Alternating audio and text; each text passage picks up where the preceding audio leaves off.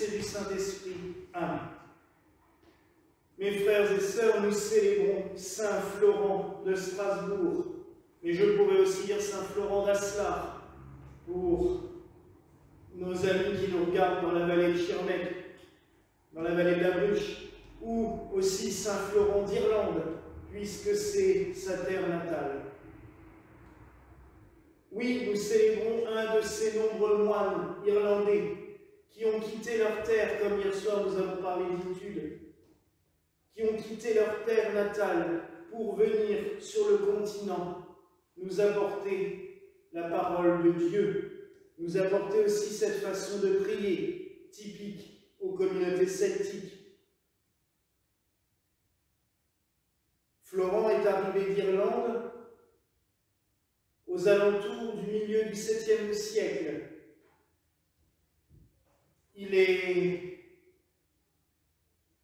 Nous ne savons pas grand-chose de sa vie avant. Tout ce que nous savons, c'est qu'il s'est installé comme ermite au pied du Ringelberg, dans la vallée de la Hazel, dans l'actuel village d'Ober-Aslar. Il a vécu en édifiant les personnes qui le côtoyaient, et la légende veut qu'il ait guéri énormément d'animaux, ce qui fait qu'il est en Alsace un des saints patrons des troupeaux. Nous le vénérons souvent pour cela, et dans la chapelle d'Ober-Aslar, il y a énormément de reliquaires, d'ex-voto, remerciant pour la guérison d'animaux malades.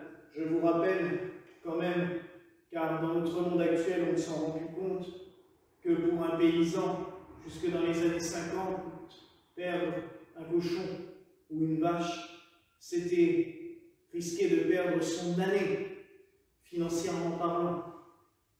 Donc, il fallait que les troupeaux restent en pleine santé et en pleine forme.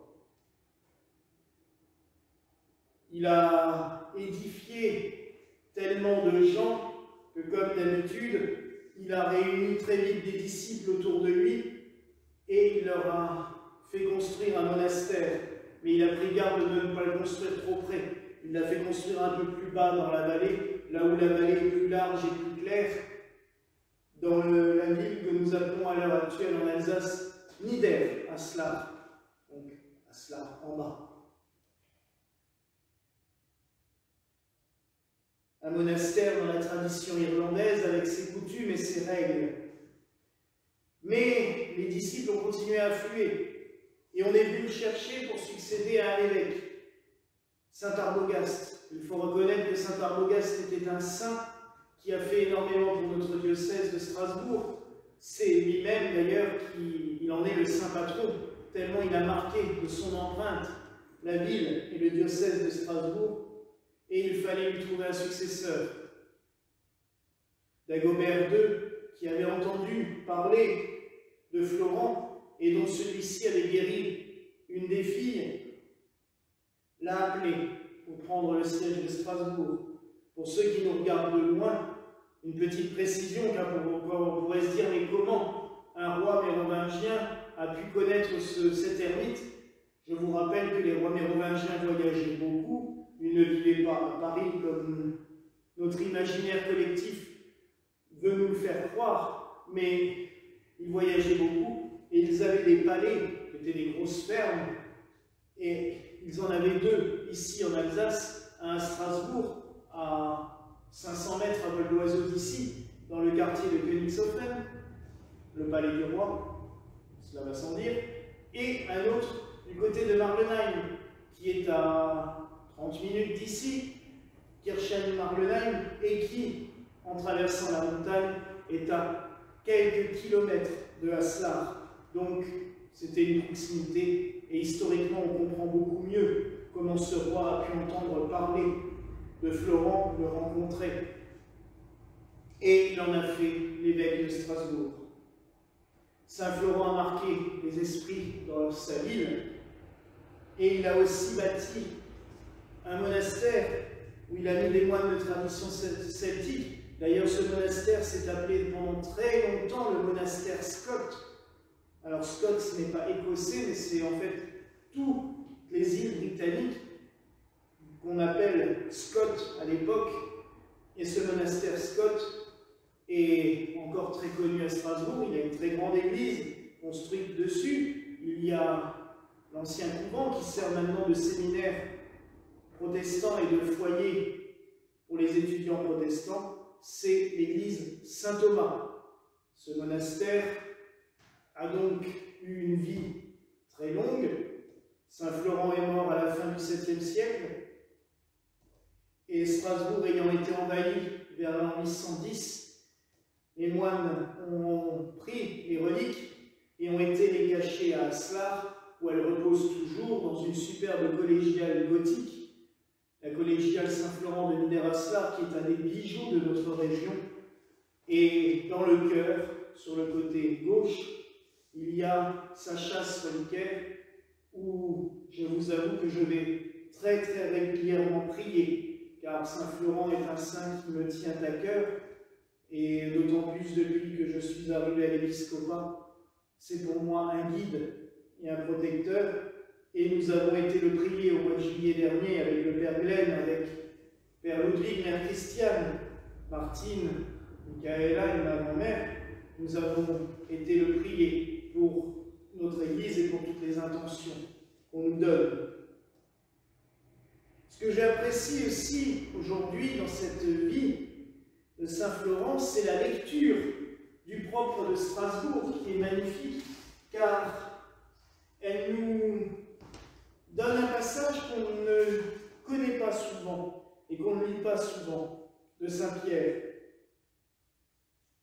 où l'on nous dit, où celui-ci nous dit « J'exhorte les anciens à paître leurs troupeaux avec dévouement, et non pas pour dominer en seigneur, qu'ils fassent cela de bon gré et pas pour le gain. » Oui, mes frères et sœurs, l'épiscopat n'est pas un avantage que l'on obtient. C'est une charge, n'oublions pas. Ce n'est pas une fonction, c'est une charge que l'on reçoit. Et Saint Florent a montré que des fois on la reçoit malgré soi. Il voulait être ermite, il voulait vivre tout seul en forêt. En devenant évêque, je peux vous dire que la solitude, on ne la voit pas souvent, même en confinement. Il a su dominer ses envies, il a su dominer ses passions pour servir Dieu, pour servir l'Église. Alors ce soir, j'aimerais que nous prions tout particulièrement, encore une fois, pour tous les évêques du monde.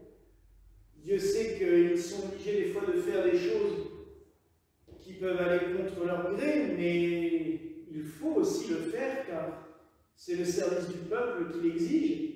Et vous avez entendu aussi les textes, « Je suis un père pour eux ». Oui, je persiste à le dire. Un évêque, c'est le père. Des fois, il doit prendre des décisions. Des fois, il doit être sévère, mais il faut toujours qu'il soit juste. Mais surtout, n'ayez jamais peur. Les évêques doivent avoir le souci de leurs fidèles, du troupeau qui leur est confié. Et si ils ne le font pas, n'hésitez pas à leur dire. Il faut aussi savoir leur dire. Mais toujours en bienveillance. Nous voyons souvent des évêques qui agissent de manière incohérente, mais il faut essayer de leur dire avec bienveillance et en toute miséricorde, même si la miséricorde, comme nous l'avait dit le Père Glenn, peut nous obliger des fois à taper du poing sur la table et à dire maintenant ça suffit. Que Saint Florent soit un modèle pour tous ces évêques, pour tous les évêques du monde, mais surtout qu'il protège notre région, l'Alsace, qu'il a parcouru, la ville de Strasbourg, qui commence à être de nouveau durement touchée par l'épidémie, qu'il la bénisse, qu'il étende sa main comme il le fait sur cette statue qui est celle qui est devant la croix, et qui a la particularité d'être faite en cire d'abeilles, des abeilles de Niederaslar, justement. C'est un apiculteur de ce village qui, il y a quelques années, a fait des statues de Saint-Florent dans la cire de ces ruches. Donc elle a une valeur vraiment particulière à mes yeux. Et il faut la préserver, puisque comme elle est de cire, il faut bien la protéger en été. Mais que comme sur cette statue, il élève la main, que du haut des cieux, il élève sa main pour bénir la ville de Strasbourg, pour bénir l'Alsace, et aussi pour nous bénir toutes et tous, qui nous comble de ces bénédictions que le Seigneur lui a données, qu'il exauce nos prières, qu'il veille sur chacune et chacun d'entre nous. Voilà, mes frères et sœurs, la grâce que je nous souhaite en ce soir, au nom du Père, du Fils et du Saint-Esprit. Amen. Et que la paix du Seigneur soit toujours avec vous.